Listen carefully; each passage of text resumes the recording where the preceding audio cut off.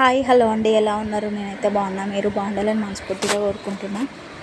ఇంకా ఊరు నుంచి అమ్మ వాళ్ళు అయితే వచ్చారండి. వచ్చేప్పుడైతే కొంచెం మామిడికాయ పచ్చడి అయితే తీసుకొచ్చింది. ఇంకా మనకైతే ఆషాఢం స్టార్ట్ అయిపోయింది కదండి. ఆషాఢంలో గోరింటాకు అయితే తెంపాము చెట్టుకి. ఇంకా తెంపి అయితే పెట్టేసుకున్నామండి అమ్మ నేను నైట్కి.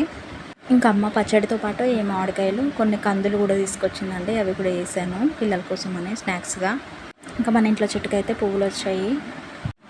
ఇంకా కొన్ని కందులతో పాటు ఉల్లిగడ్డలు కూడా తీసుకొచ్చిందండి. అవి రెండు కలిపేసి పిల్లలకి స్నాక్స్గా ఉడకబెట్టేసి ఇచ్చాను.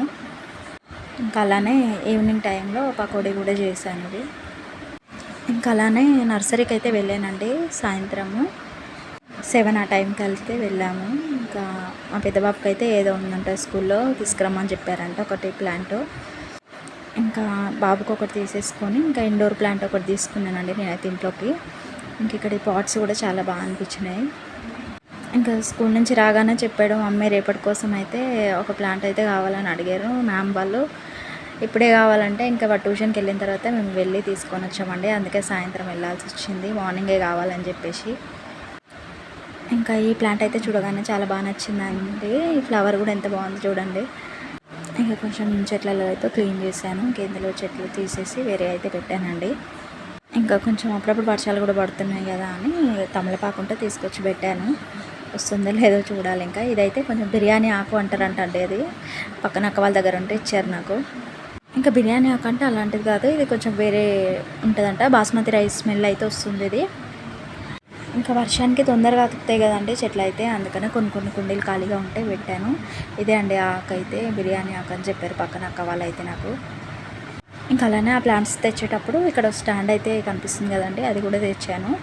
బాగా అనిపించింది చూడగానే, చిన్నగా తులసి చెట్టు పెట్టుకోవడానికి బాగుంటుందని చెప్పేసి. ఇంక ఇక్కడ తొలి ఏకాదశి రోజు అయితే టెంపుల్కి వెళ్ళామండి. మార్నింగ్ ఇంట్లో పనులు చేసేసుకొని ఫస్ట్గా పిల్లలు మేము. ఇంకా పెద్దబాబు రాలేదు మార్నింగ్ అయితే. ఇంకా మాకు దగ్గరలో అయితే వైకుంఠపురం అని ఉంటుందండి, వెంకటేశ్వర స్వామి టెంపుల్. ఇంకా అక్కడికి అయితే వెళ్ళాము. దర్శనం కూడా చాలా బాగా జరిగిందండి. ఇంకా అందులో సండే రోజు రావడంతో పిల్లలు కూడా వచ్చారు మాతో పాటు అయితే. ఇంకా అక్కడ లోపల రష్ అయితే చాలా రష్ ఉందండి. ఆ రోజు అందులో తొలి ఏకాదశి కదా, ఇంకా చాలా రష్ ఉంది. ఇంకా అర్చన కూడా చేయించుకున్నాము, చాలామంది చేయించుకున్నారు.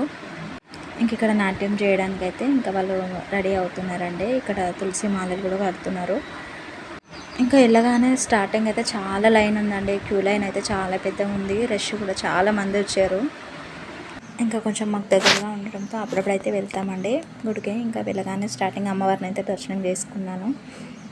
ఇంకా టైం అయితే చాలా పట్టిందండి. 10:30కి అలా క్యూ లైన్లో నిల్చుంటే 12కి వెళ్ళామండి లోపలికి అయితే, దేవుడి దగ్గరికి దర్శనానికి. ఇంక ఇదండి మన వీడియో అయితే. లైక్ చేసి షేర్ చేయండి. కొత్త వాళ్ళు అయితే సబ్స్క్రైబ్ చేసుకోండి. మరొక వీడియోతో మళ్ళీ కలుద్దాం.